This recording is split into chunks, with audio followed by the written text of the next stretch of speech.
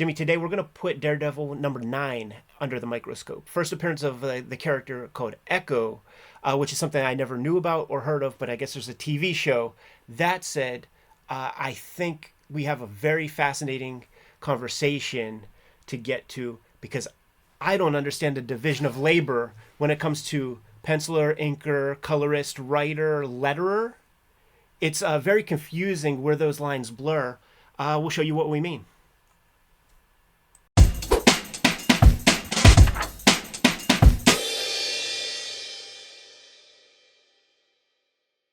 Welcome to your favorite YouTube channel, Cartoonist Kayfabe. My name is Ed Piskor. My name is Jim Rugg. We're going to be taking a look at, the new Echo series is out on one of those streaming platforms, Jimmy. And we discovered that we have the first appearance of Echo comic just kind of like laying around in one of these long boxes. So I'm going to give it a look. I want to remind you guys that we are a daily YouTube channel with more than 1,600 videos at your disposal. Might have talked about some of your favorite titles. Give the channel a search. Hit the magnifying glass on the front page of the Cartoonist Kayfabe channel. Check out the episodes where we talk about your favorites. We are on the road to 100,000 subscribers, and we encourage you to subscribe sooner than later so that you can be notified whenever we put up new videos. But if you want to get in on the ground floor of what we have to offer and present, become a King Kayfaber on our Patreon because they get access to everything before anybody else. And that includes this live stream recording session where we're all hanging out in between, making these videos as we record them. Jimmy, it was last summer when I bought a bunch of boxes of comics off my sixth grade math teacher down the street, and we showed off one box of those, and the sort of the thing I was most interested in, pretty much from that box, was a good run of like maybe 50 issues of that Daredevil run that Kevin Smith and Quesada started out with, with Marvel Knights, and we were asking, hey guys, what's the good comics in this box? Because this is the time when I'm a kid. I'm just going to art school. The boots are strapped. You know what I'm saying? Like, I am not making money. And then I get out of art school. I become a cartoonist, and I still don't have money to be spending on new comics. Everybody was like, "Yo, dude, you got the first appearance of Echo in there. That's worth this. That's worth that. There's going to be a TV show. TV show's out." So I thought, no time like the present, man, to check out this comic written by David Mack. For some reason, I thought that maybe he drew it as well, but no. Joe Quesada and Jimmy Palmiotti still on the drawing duties. Yeah, so this is also, like you, I was pretty checked out of Marvel at this point, and this kind of comic is part of the reason I checked out, because this is part of, like, I don't know, a 6 or 7 part story that would have been 6 or 7 months. Right. And I just found that very unsatisfying, hard to keep straight. It meant digging out like back issues from months ago and rereading stuff to keep up, and it just wasn't fun for me anymore, so I quit buying comics of that sort. That said, in my head I was checked out, and I thought, like you, I thought this was like Bendis had written Daredevil for a big long run, and I thought Mack shows up drawing for a while and then maybe wrote some stuff. Right. I had no idea that he takes over after Kevin Smith for this arc. Yes. It's shocking to me. I really didn't know that. I thought David Mack came to this way later. Pretty interesting that he shows up as a writer here. Agreed. And the conversation that we're going to have, because, like, you don't get much Echo. It's whatever. The thing that kind of was blowing my mind the entire time, Jimmy, and I think it's going to yield a pretty good conversation, is where the fuck is the division of labor amongst everybody? Yes. Because I feel like this has David Mack built into it. I think so too, yeah. I'm the dude that did X-Men Grand Design, and there's one page that is a white piece of paper that has the word Blink on it, and I got paid for penciling, lettering, coloring, writing, all that. So Joe Quesada got paid for this, and Jimmy Palmiotti got paid for this. But, like, who did it? Because, like, it feels like David Mack. Like, I've seen some writing on artwork, yes, by David Mack that looks kind of like this, but maybe not. Because, like, if this is Richard Starking, which I think it might be, he is, Comic Craft. I'm quite sure, scanned a lot of people's, like, he created bootleg fonts, basically. Mm-hmm. So maybe he made a David Mack font. But then when you get stuff like this, is that Starking, or did Joe Quesada put some stuff in there? that's the conversation that we're going to have with this comic, because the comic is fine, it's whatever. But it's the division of labor that I'm most fascinated about. Well, for instance, a lot of heavy lifting with the colorist on that panel. Yeah, I mean, that's the time for that. You're right, though, about the stuff, like some of these backgrounds and the elements that are in them, I have no idea. It's very, very odd. Yeah, stuff like this, where you have like this negative approach. This video is brought to you by the comics that we make. Ed Piskor's Switchblade Shorties is now running as a daily comic strip on Instagram, Webtoons, Facebook, wherever you find your comics. Look for Switchblade Shorties. Ed also has Hip Hop Family Tree, the Omnibus, out in stores everywhere now, collecting all of the Hip Hop Family Tree strips, along with 150 extra pages, and available in diminishing quantities. So pick that one up if you haven't added it to your shelf.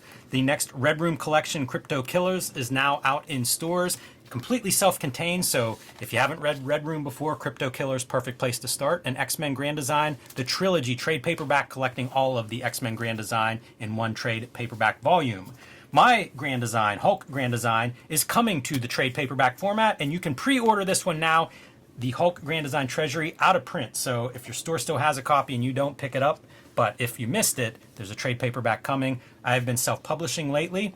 True Crime Funnies, my nonfiction collection, BW, celebrating the black and white indie comics of the 80s and 90s, and the 1986 zine, celebrating the greatest year in comics history, are available at jimrugg.com or patreon.com/jimrugg. And my latest books, Street Angel Princess of Poverty and Street Angel Deadliest Girl Alive, collecting all of my Homeless Ninja on a Skateboard superhero comics in 2 handsome volumes from Image Comics. And now back to our video. There's going to be crayon-looking stuff. I mean, that is practically a clip art piano. Right. It's hard for me to imagine who's drawing that. It is, this is... Joe Quesada's trying to go artistic with this. And I think that David Mack might even be like laying out whole I wondered pages. about that. Yep. I wonder if he writes the scripts visually. Because if you look at his kabuki stuff, there's a lot of it. These pages resemble a lot of that stuff. It Even really like does. that 9-panel grid with the first and last panel being broken out is something that I would associate with the David Mack layout. And certainly something like this. Right.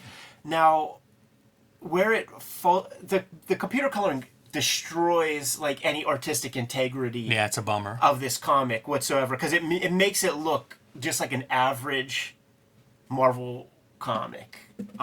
It's the one part that really, really falls short. Because even if it was in pure black and white, it could look like that first-gen Kabuki stuff when Mack wasn't pushing the mixed media very far. No, but he was playing with negative space. He was. And that's some of what you have here. Again, if you strip the color out, it would really be apparent that this is an unusual page layout. Right. Yeah, so like pieces like this, I wonder like how that comes into the mix. These color bits. Some of the sampled, Mack. there's going to be a few of those, and some more pronounced, and it feels like I'm shocked if it's not his hand. Right. Because I don't see anybody else doing it. And you don't see Quesada doing That's what it I mean. in his Kevin Smith comics. Mm-mm. So I think David Mack has a more heavy hand in this comic than just writer. I think so too. Did you say who the colorist is? Because I mean that might tip something up. Yeah, it just feels like the division of labor is really hard to. Richard Isonov. Yeah, I don't know where he's based. Like if it's something that you could be, I guess you could talk on the phone about it, but I don't know, man. It does have a lot of stuff. Like this is a lot. That background's very pronounced. Yes. Who's doing that? I don't know that you could get away with that if you're the colorist. If the writer doesn't say okay, or the artist doesn't say okay, because that's a lot on that page. And it's close to the Mack palette, like pastels, like and drippy pastels is like David Mack in my mind. Yeah. At least from this period. That's a tangent. You know, that sky doesn't look like the way most of this is colored. Right. Just little things. This is fun, the graffiti, because you see a lot of shout-outs to different stuff. You know, I assume J&A is Jimmy and Amanda. Not sure who Joe's wife, what her name is, but an N in there must be, Nicole or Natalie or something. There's a Who Watches the Watchmen, so we're throwing out, like, greatest hits. Always like when people do the graffiti in comics, because it's always, like, putting down something that you like. Jinx, Kabuki. Right. Frank was here. Kevin was here. David is here. Where are you? And that's Harley Quinn. That's Kevin Smith's daughter, because he's that level of fanboy. I also did not realize that Quesada did this next arc. Me neither. Yeah, totally. I thought that he would have just he had other stuff on his plate. So it's cool to see him still drawing. Yep. And I really do think he's going. Like I think he's trying to make some kind of statement. Like he has David Mack in the mix. Like he did his popcorn piece with Kevin Smith. Now let's do as far of an art comic as we could possibly do. Once again, the computer color is just kind of destroys any kind of artistic integrity. One of the first Wizards I got, 37, like the one with Rob Liefeld. There's an article where he's planning out pages for Ash comics. I think it was Ash Zero, and I just fell in love with his ability to draw buildings and like in perspective and stuff. So like it's cool to see the work that he's putting in at that level, because you never had dudes like from Image who would do the hyperbolic figures and have any semblance of any kind of background work. So like he added that to his practice, which put him kind of a step above, the studio Image dudes or whatever. My gym added a heavy bag, and it's like in the corner, and I can't imagine anybody using it the way it's set up. Right. But Matt Murdock slugging it made me think that.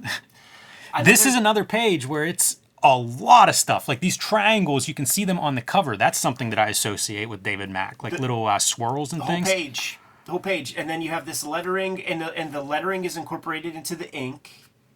And this is your Echo character, whatever. It frustrates me that I have no idea what Echo is based on reading the first appearance of Echo. Right. Like, as far as I could tell, Echo, like, she's a good mimic. So...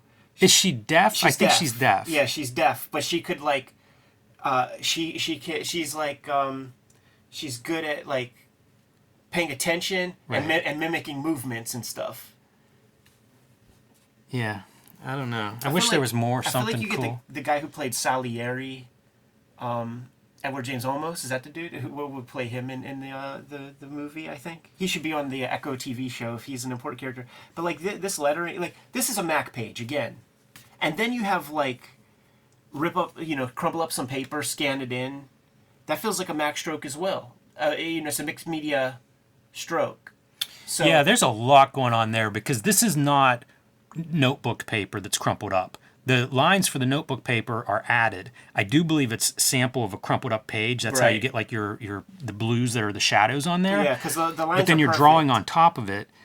It just feels like a lot of production, even. Like I don't know who you would delegate that level of production to. Yeah, I've done this where you just do it on. If it's one paper, person, you could do rip it up, and then scan it. But you're dealing with a colorist and an artist. Another page. Dude. So who's doing what? Like where does Jimmy Palmiotti fit into this? Because it does. It's not like you could see the lines, right? Like it's fuzzy lines. So like, did Jimmy Palmiotti do anything with that? Some of that looks like legit notebook paper, where you're just blowing out the levels, so the blue line is really dark. Like it's peculiar what this is. There's some mixed media stuff happening on here that is not typical for a Marvel comic. And I don't think that David Mack is credited as if he did all this. So who's doing what? Because somebody's responsible for a lot of stuff here. And like something like that, right? Like where you have a lot of modeling on the face and stuff like that. Like this, I would see Sam Keith would do things like this where, you have your Pangea sequence and then, reality or something. So that's what really, this piece right here. Those look like Quesada drawings to me. Sure, yeah. But is he drawing in color pencil or color blue? Is that ballpoint pen? Like, is he even doing the coloring on it? Like, I have no idea. Right.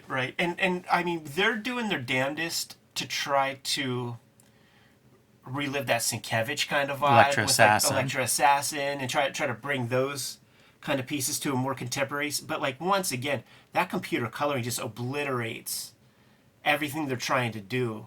We looked at that Hulk Wolverine Sam Keith joint that was a successful version of this, basically. Right. And it required the computer colorist to not be heavy-handed. But ultimately, that's the fascinating thing about this comic is just the sort of mixed media, the way they're playing with the assembly line format. It's almost like everybody has a little input or something. Right. Because, like, is that Richard Starking doing that stuff? Conceptually, this makes perfect sense to me. I can imagine guys who are friends. I think that Quesada brings David Mack in, knowing him from indie, his indie travels and stuff. It makes total sense to me that you could talk this out and make sense. It's the production that is like way outside the lines of. I don't know another Marvel comic that I can point to that's kind of like this. And that's the part that's like, what's happening? And it may speak to Quesada as the editor for the Marvel Knights. Like this might be the proof of like, let's give him the editor in chief. Because like he's really spinning plates and getting people to work together in ways that we haven't seen done before. Yeah. I'm a big fan of I think of it as like the Jamie Hewlett elbows, where it's just a little vortex. I like the scale too, the giant hands for your Kingpin. You feel it. Sure. You feel it. Man, drawing clapping hands too, no fun. No. Getting the animation right, like good luck. It's a good drawing, man. Even this is kind of clever. You could draw your handprint and then hand off to the letterer to do part of the lettering. That's probably, I guess, what would have been done there. Right. The Mets win the series, though. That newspaper, that doesn't look like Richard Starking's. It looks like somebody from Eternity Comics drew that. Maybe that's Jimmy Palmiotti's lettering right there or something. Could be. Yeah, that's not Dave Gibbons doing those tabloids in Watchmen. That's for sure. Absolutely. This is a pretty good page. This whole sequence of like shooting a guy from a sniper rifle. I'm pretty happy with that page. What's interesting is it's the most comic book page of every page that we looked at. It's the most kind of standard in terms of just pen and ink, typical comics. I think it points to some of Quesada's strengths. Dude's toupee. His man unit, as Cat Williams calls it. Another one of those, dude. And it's that kind of like rhythmic pattern of like, here's the modern day and then here's her Electra childhood.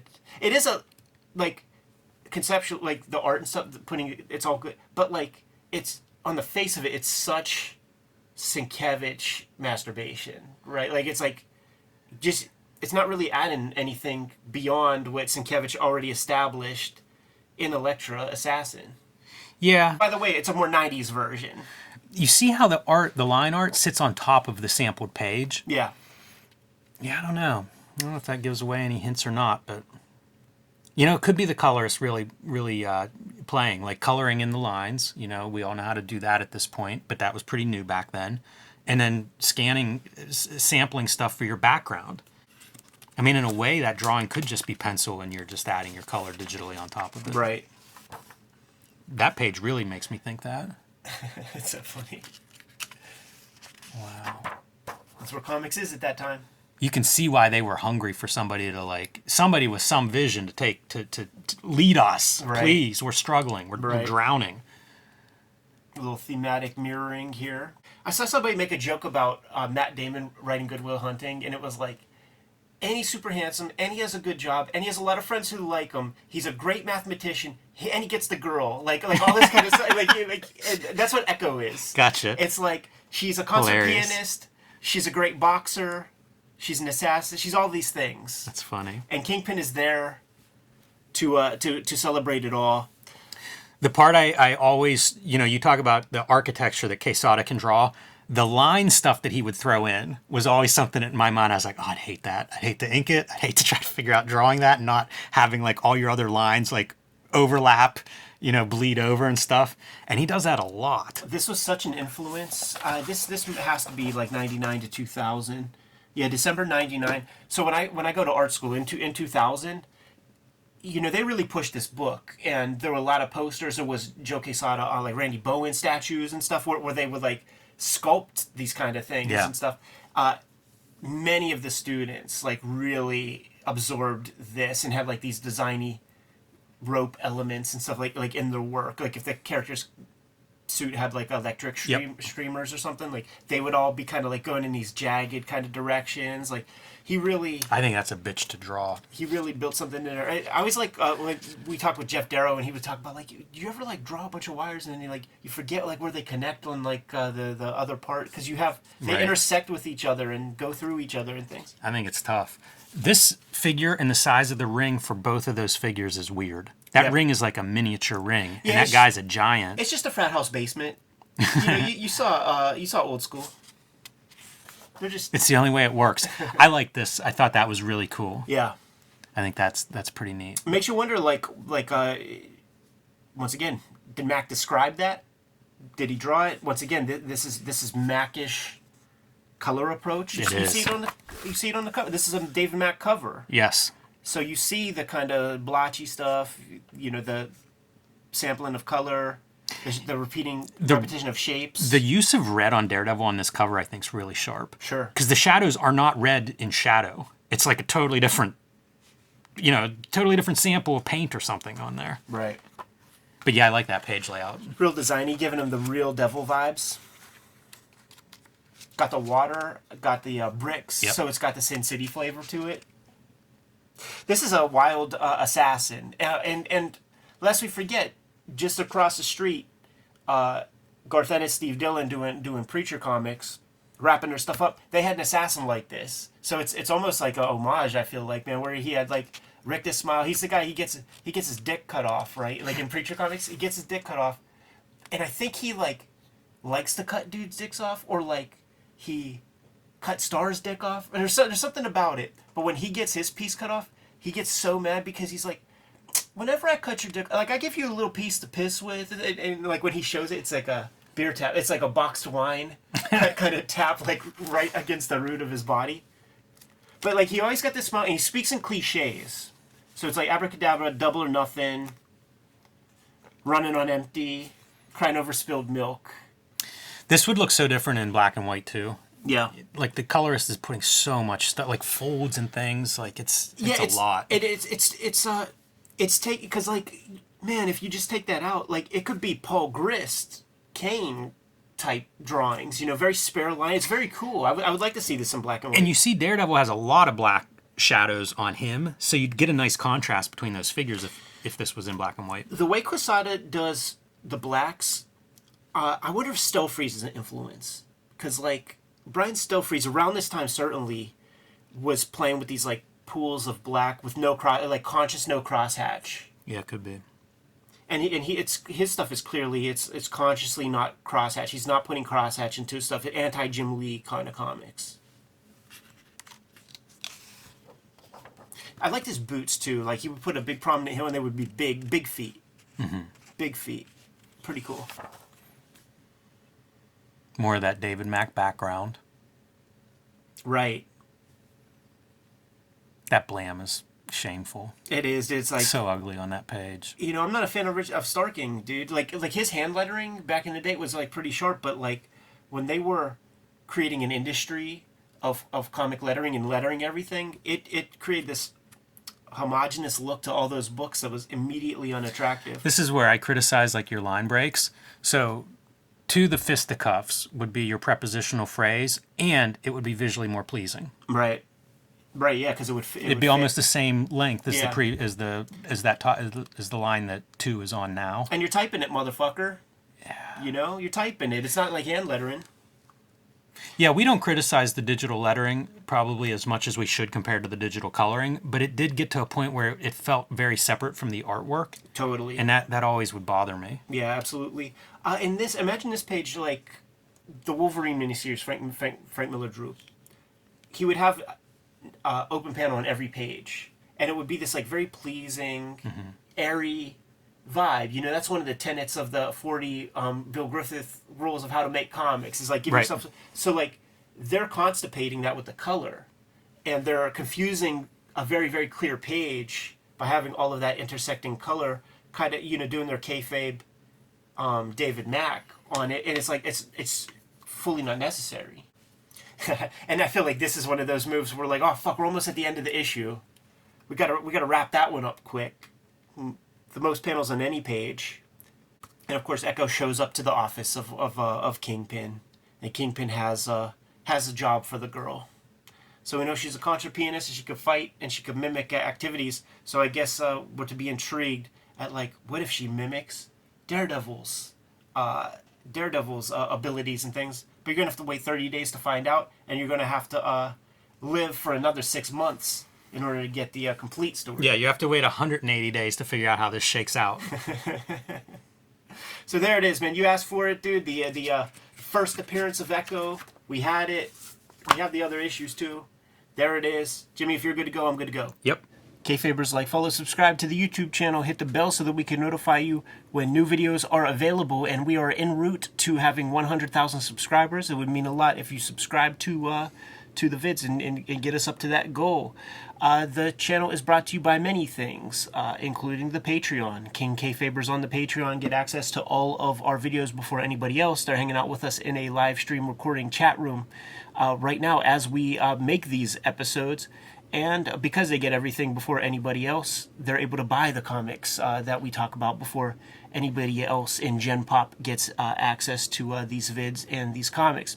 Ultimately, the videos are brought to you by the books that we make. You don't buy our books, we can't make any videos. Jimmy, let the people know what you have out in stores now. I've been self-publishing lately, so I have True Crime Funnies, my nonfiction anthology featuring crime and wrestling. I've also been making zines, the BW zine celebrating the 80s and 90s self-publishing and indie comics, the 1986 zine celebrating the greatest year in comics history. These are available at jimrugg.com or patreon.com/jimrugg. My Grand Design, Hulk Grand Design, is available as a Treasury edition, but this is sold out. So if your store doesn't have a copy, you're probably out of luck. But there is a trade paperback coming in May that you can pre-order now, the Hulk Grand Design trade paperback. And my latest releases, Street Angel Princess of Poverty and Street Angel Deadliest Girl Alive, featuring the homeless ninja on a skateboard. From Image Comics, you can get these wherever books are bought and sold, and perfect for the superhero fan in your life. The Switchblade Shorties comic strip is coming to you on a daily basis. I have a directory, an archive at Webtoon for Switchblade Shorties, but if you're on Instagram, Twitter, Facebook, you'll be able to get your hands on all of the comics on a daily basis. The Hip Hop Family Tree Omnibus is out in the wild right now in very, very limited supply. 150 pages of material that is new specifically for this book. So it's the ultimate volume of Hip Hop Family Tree. Get it while supplies last. Thank you very much for supporting it the way you have been. Red Room Crypto Killers is the new round of Red Room comics that is out. What happened? I was going to flip through it, and then I remembered YouTube doesn't like us flipping through this book, Ed. Right, man.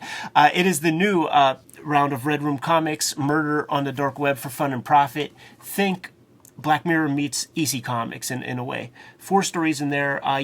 You could start with this comic, or you could start with any of them, because all stories are self-contained in each volume. And finally, the X-Men Grand Design Trilogy trade paperback is out there in the wild, collecting all of my X-Men Grand Design works. Some of those volumes are out of print, so it's your way to get all of my X-Men Grand Design in one handy-dandy soft cover edition. Like I said up front, you got to buy the books in order for us to kind of keep the lights on in the studio. YouTube don't pay nothing. But there are some ways to directly support the Cartoonist Kayfabe channel. Jimmy, let the people know what those are. You can subscribe to the Cartoonist Kayfabe e-newsletter at the links below this video. You can also buy Cartoonist Kayfabe t-shirts, merchandise, mugs, hats, stickers, and more at our spread shop. That link is also under this video. All good ways to support the channel. Give them those final marching orders, Jimmy, and we'll be on our way. Read more comics.